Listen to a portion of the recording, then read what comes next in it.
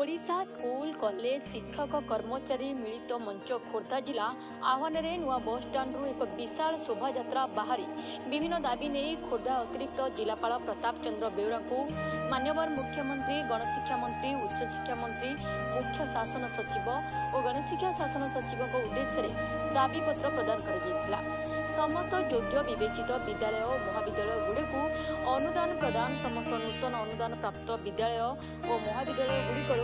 अवसर नहीं और अवसर नेबाकू शिक्षक और शिक्षा कर्मचारी मानू चाकरी शर्तावली पेंशन और अवसरकालीन सुविधा सुजोग प्रदान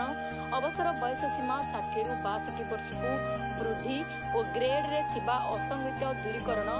समस्त नूतन और पूर्ण अनुदान प्राप्त विद्यालय और महाविद्यालय गुड़िक सरकारीकरण एवं शिक्षक नियुक्ति नूतन पेंशन परिवर्ते पुरातन पेंशन व्यवस्था पुनः प्रचलन 2004 ରୁ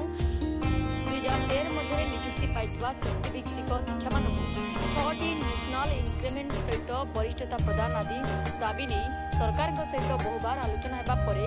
सरकार प्रतिश्रुति देउथिले मध्य एजावत ताहा पालन करुनाहांती केबे एहार सफल रूपायन हेबो ताको अपेक्षा